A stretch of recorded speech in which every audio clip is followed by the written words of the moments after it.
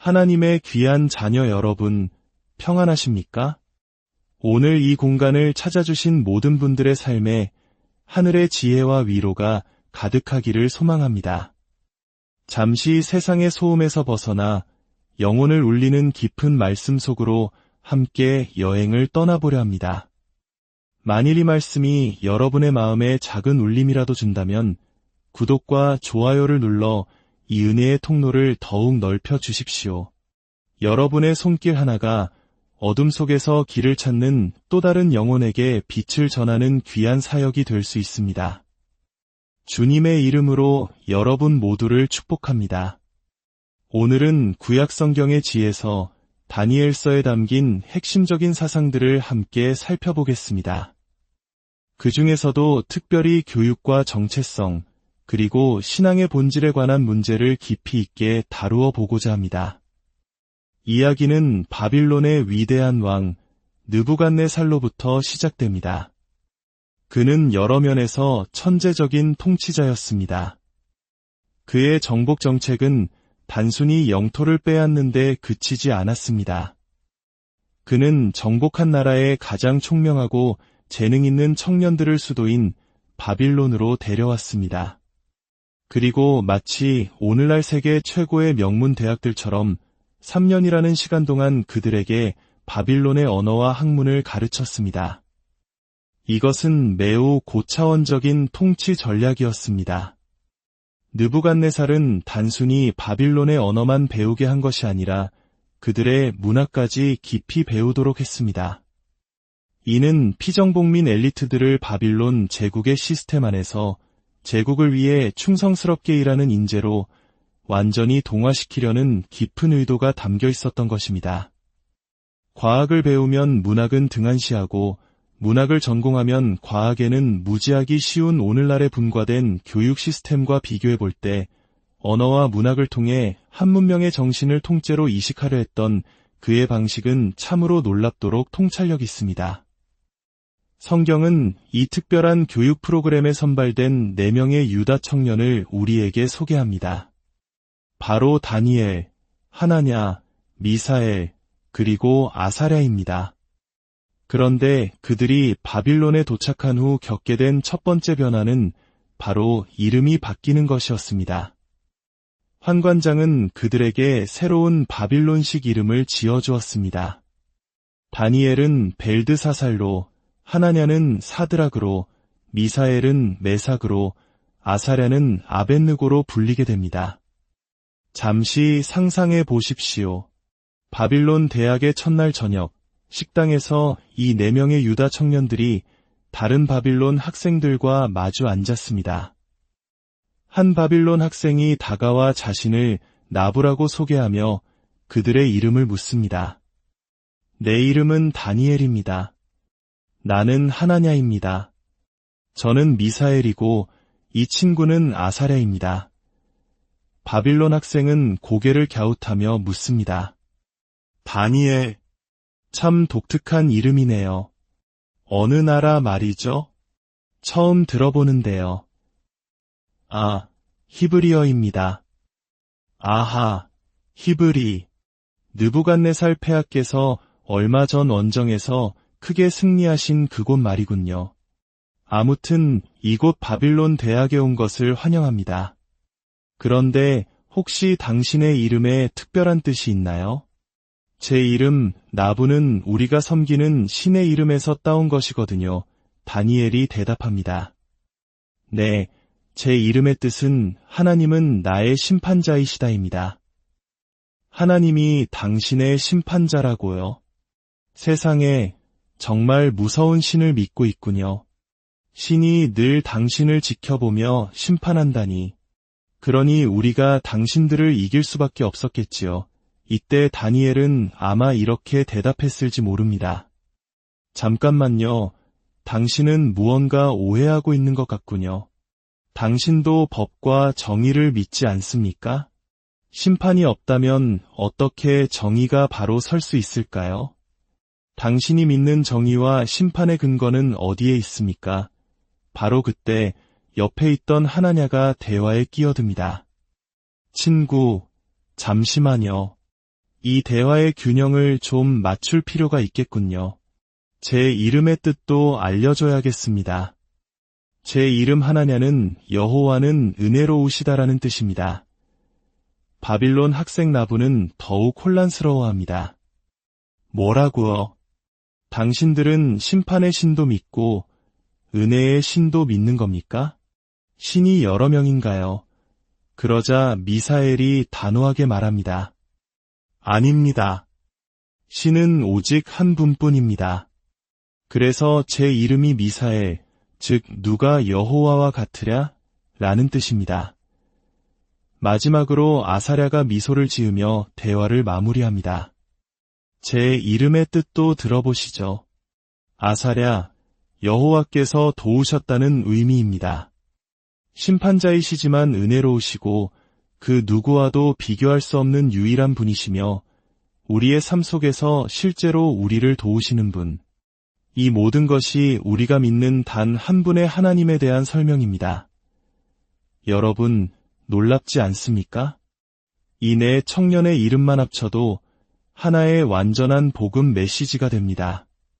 하나님은 공의로운 심판자이시지만 또한 한없이 은혜로우시며 세상 그 무엇과도 비교할 수 없는 유일한 분이시고 우리의 삶에 개입하여 도우시는 분이라는 신앙 고백입니다. 우리 한국 사람들에게 이름이 얼마나 중요한 의미를 갖습니까? 부모의 사랑과 소망, 가문의 염원이 담겨 있죠. 이 히브리 청년들에게도 이름은 단순한 호칭이 아니라 그들의 정체성이자 신앙 고백 그 자체였습니다. 하지만 바빌론은 바로 그 정체성을 지우려 했습니다. 바빌론의 정책은 모든 민족을 하나로 녹여버리는 동화 정책이었습니다. 그들은 의도적으로 히브리 청년들의 이름에 깃든 유일신 사상을 조롱하고 대체하는 새로운 이름을 부여했습니다. 다니엘은 베리어, 그의 생명을 보호하소서라는 뜻의 벨드사살로, 하나냐는 달의 신 아쿠의 명령이라는 뜻의 사드락으로, 미사엘은 누가 아쿠와 같은가? 라는 뜻의 메삭으로, 아사랴는 나부신의 종이라는 뜻의 아벳느고로 말입니다. 이것은 단순한 계명이 아니었습니다. 그것은 정체성을 말살하려는 교묘한 책략이었습니다. 특히 하나님을 가리키는 이름, 하나님의 유일성을 드러내는 이름은 결코 용납될 수 없었습니다. 이것이 바로 바빌론의 방식이었습니다. 여러분, 이 고대의 이야기가 오늘날 우리가 사는 세상과도 깊이 공명하지 않습니까? 우리 사회 역시 다양한 방식으로 우리의 신앙적 정체성을 희석시키고 세속적 가치와 타협하도록 압력을 가합니다. 모두를 똑같이 만들려는 거대한 흐름 속에서 우리는 이름뿐만 아니라 그 이름에 담긴 본질적인 의미까지 잃어버릴 위험에 처해 있습니다. 바빌론은 과연 무엇을 상징하는 도시일까요? 성경은 창세기에서 그 답을 명확히 제시합니다. 바벨탑 사건에서 사람들은 이렇게 외쳤습니다. 자, 성읍과 탑을 건설하여 그 탑 꼭대기를 하늘에 닿게 하여 우리 이름을 내고 온 지면에 흩어짐을 면하자. 우리 이름을 내자. 이것이 바로 바빌론의 정신입니다. 인간 스스로의 힘으로 하늘에 닿고 스스로의 명성을 쌓아 올리려는 인본주의의 극치입니다. 그러나 성경은 바로 다음 장에서 완전히 다른 길을 보여줍니다. 하나님께서 메소포타미아 지역에 살던 아브람을 부르시며 이렇게 약속하십니다. 나를 따르라. 내가 너로 큰 민족을 이루고 내게 복을 주어 내 이름을 창대하게 하리니. 성경은 결국 두 도시의 이야기입니다. 인간이 자신의 이름을 내려는 도시 바빌론과 하나님께서 그의 백성의 이름을 위대하게 만들어주시는 도시 새 예루살렘의 이야기입니다. 다니엘의 삶에서 중요한 질문은 어느 도시에 사는가가 아니었습니다. 그는 바빌론에 살았습니다. 그에게, 그리고 오늘 우리에게 주어진 진짜 질문은 어느 도시를 위해 사는가입니다. 우리는 쉼없이 우리 자신의 이름을 내기 위해 분투하며 살아갑니까? 아니면 하나님께서 주시는 의미와 정체성을 신뢰하며 그분께 모든 것을 맡기는 법을 배우고 있습니까? 우리는 주변을 둘러보며 더 재능 있고 더 유능하고 더 나은 조건을 가진 사람들과 자신을 비교하며 나는 누구인가라는 정체성의 혼란에 빠지곤 합니다. 오래전 제가 만났던 한 여학생의 고백이 잊히지 않습니다. 강연이 끝난 후 그녀는 모든 사람이 볼 수 있도록 앞으로 걸어 나왔습니다. 그녀의 얼굴 절반은 정말 아름다웠지만 나머지 절반은 태어날 때의 사고로 인해 끔찍하게 망가져 있었습니다. 그녀는 떨리는 목소리로 이렇게 고백했습니다. 저는 오늘 처음으로 하나님 앞에서 하나님께서 허락하신 제 모습을 있는 그대로 받아들일 수 있게 되었다고 고백하고 싶습니다. 그 고백을 듣는 순간 그 자리에 있던 누구도 눈물을 참을 수 없었습니다. 저는 생각했습니다. 하나님께서 주신 이름, 하나님께서 주신 정체성을 진정으로 받아들이는 것이 바로 저런 것이구나. 우리가 그 정체성을 받아들일 때 세상이 우리의 겉모습이나 이름을 바꿀 수는 있어도 우리의 내면 깊은 곳에 있는 영혼의 정체성은 결코 빼앗아갈 수 없습니다. 놀라운 사실은 바빌론 제국이 그의 히브리식 이름을 지우려 했음에도 불구하고 그의 이름 다니엘은 제국보다 더 오래 살아남아 오늘날 우리에게까지 전해지고 있다는 것입니다. 하지만 다니엘이 직면한 도전은 여기서 끝나지 않습니다. 그는 또 다른 결단의 순간을 마주합니다. 성경은 다니엘이 왕의 음식과 그가 마시는 포도주로 자기를 더럽히지 아니하리라고 뜻을 정했다고 기록합니다. 이것은 매우 중요한 영적 선언입니다. 예루살렘 성전에서 바빌론으로 옮겨진 성전 기물들이 하나님의 절대적인 거룩함을 상징했듯이 다니엘은 자기 자신이 바로 하나님의 거룩함이 머무는 성전, 살아있는 성물이라는 것을 깊이 인식했던 것입니다.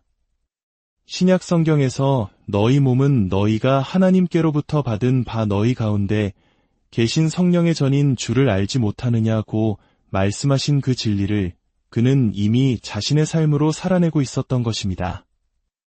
많은 신학자들이 다니엘이 왕의 음식을 거절한 이유에 대해 토론합니다.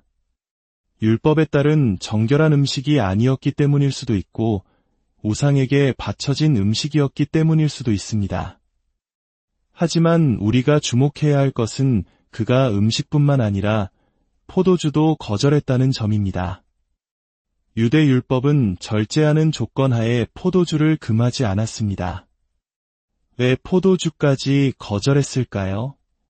훗날 다니엘서 5장에 등장하는 벨사살 왕의 잔치를 떠올려 보십시오. 그들은 예루살렘에서 가져온 거룩한 성전 그릇에 포도주를 따라 마시며 우상들을 찬양하고 하나님을 모독했습니다. 다니엘은 아마도 처음부터 이 작은 타협이 결국에는 끔찍한 영적 더럽힘으로 이어질 수 있다는 것을 예민하게 감지했는지도 모릅니다. 그는 처음부터 그 선을 그었던 것입니다. 오늘날 우리는 각자 다른 문화와 상황 속에서 살아갑니다. 다니엘의 이야기는 우리에게 오늘 무엇을 먹고 마셔야 하는지 구체적으로 알려주지는 않습니다. 하지만 한 가지 분명한 원칙을 가르쳐줍니다. 바로 나는 나 자신을 더럽히지 않기로 결심했는가? 라는 질문입니다. 하나님 앞에서 설 때 우리의 인격과 정직함은 그 무엇보다 중요합니다. 다니엘은 이방의 언어와 문학을 배우는 것은 받아들였습니다. 그러나 그 모든 교육 시스템의 근간에 깔린 우상숭배적 세계관은 마음으로 받아들이지 않았습니다. 그는 타협할 것과 타협하지 말아야 할 것을 명확히 구분할 줄 아는 지혜가 있었던 것입니다. 결국 다니엘은 채소만 먹겠다고 요청했고 열흘간의 시험 끝에 그와 세 친구의 얼굴이 왕의 음식을 먹은 다른 어떤 소년들보다 더 아름답고 윤택해 보였습니다. 그리고 마침내 왕 앞에 섰을 때 왕이 묻는 모든 지혜와 총명에서 그들이 온 나라의 박수와 술객보다 10배나 나은 줄 알게 되었습니다. 하나님을 존중하면 반드시 다른 동료들보다 10배 더 뛰어나게 될 것이라는 보장은 없습니다. 하지만 이야기는 우리에게 중요한 질문을 던집니다. 그리스도인의 탁월함은 단지 지적인 능력으로만 구별되는 것일까요? 바로 이 질문이 다음 장인 2장의 이야기로 우리를 자연스럽게 인도합니다. 인간의 지성을 뛰어넘는 그 무언가가 존재하는가에 대한 깊은 탐구입니다. 어느 날 밤 느부갓네살 왕이 거대한 신상이 나오는 꿈을 꾸고는 마음이 번민하여 잠을 이루지 못했습니다. 그는 제국의 모든 지혜자들, 즉 그의 싱크탱크를 소집했습니다. 그리고는 그들의 지성을 시험하는 기상천외한 요구를 합니다. 내가 꾼 꿈을 나에게 말하고 그 꿈을 해석하라. 지혜자들은 당황했습니다. 왕이시여, 꿈의 내용을 말씀해 주시면 저희가 해석해 드리겠습니다. 하지만 왕은 단호했습니다. 아니다. 너희가 꿈의 내용부터 알아맞혀야 한다. 그렇지 않으면 모두 죽을 것이다. 이것은 단순한 변덕이 아니었습니다. 자신의 제국이 무너지는 꿈 내용을 말했을 때 신하들이 어떤 음모를 꾸밀지 모른다는 계산이 깔린 아주 영리한 시험이었습니다. 결국 지혜자들은 두 손을 들고 이렇게 고백합니다. 왕께서 물으신 것은 너무나 어려운 일이라 육체와 함께 살지 아니하는 신들 외에는 왕 앞에 그것을 보일 자가 없나이다. 이것이 바로 세상 지혜의 한계입니다. 그들은 이 세상이 전부이며 원인과 결과라는 닫힌 시스템 안에서만 움직인다고 믿는 자연주의자들이었습니다. 그들은 신들의 존재를 입으로는 말했지만 실제로는 그 신들이 인간의 역사에 개입하거나 비밀을 알려주는 계시란 존재하지 않는다고 믿었던 것입니다. 이 소식을 들은 다니엘은 친구들에게 가서 함께 기도합니다. 역사상 최초의 대학생 기도 모임이 적국의 심장부인 바빌론에서 열린 것입니다. 거대한 제국의 화려한 문화 속에서 고작 4명의 청년이 무릎 꿇고 하나님께 기도하는 모습. 이 얼마나 장엄한 광경입니까? 그리고 그날 밤 하나님께서는 그 은밀한 것을 다니엘에게 환상으로 보여주셨습니다. 다니엘은 왕 앞에 나아갔습니다. 거대한 옥좌에 앉은 느부갓네살이 묻습니다. 내가 능히 내가 꾼 꿈과 그 해석을 내게 알게 하겠느냐? 다니엘은 담대하게 선포합니다. 왕이 물으신 바 은밀한 것은 박사나 술객이나 박수나 점쟁이가 능히 왕께 보일 수 없으되 오직 은밀한 것을 나타내실 이는 하늘에 계신 하나님이시라. 그가 느부갓네살 왕에게 후일에 될 일을 알게 하셨나이다. 그 순간 세상의 황제는 젊은 히브리 지성인 앞에 압도되었습니다. 다니엘이 자신의 생각 탱크 전체가 접근할 수 없는 정보에 접근할 수 있음을 보여주었기 때문입니다. 다니엘은 왕이 꾼 거대한 신상의 꿈을 설명했습니다. 금으로 된 머리, 은으로 된 가슴과 팔, 노스로 된 배와 넓적다리, 쇠로 된 종아리, 그리고 쇠와 진흙이 섞인 발. 그리고는 그 의미를 해석하기 시작했습니다. 왕이여, 왕은 곧 그 금 머리니이다. 그리고 이어서 바빌론, 메데바사, 헬라, 로마로 이어지는 제국들의 흥망성쇠를 예언합니다. 하지만 이 모든 인간 제국들의 역사를 관통하는 핵심 메시지는 따로 있었습니다. 그것은 바로 사람의 손으로 만들지 않은 뜨인 돌이 나라와 그 신상을 부서뜨리고 온 세상에 가득한 거대한 태산이 되는 모습이었습니다. 이 돌은 무엇을 의미할까요? 바로 세상의 나라들과는 근본적으로 다른 초자연적인 방식으로 임하는 하나님의 나라를 상징합니다. 인간의 정치 시스템은 그것이 아무리 발전하고 상대적으로 선하다 할지라도 절대적인 가치를 지닐 수 없습니다. 그 거대한 신상이 화려해 보였지만 그 발은 쇠와 진흙이 섞여 있어 본질적으로 불안정했습니다.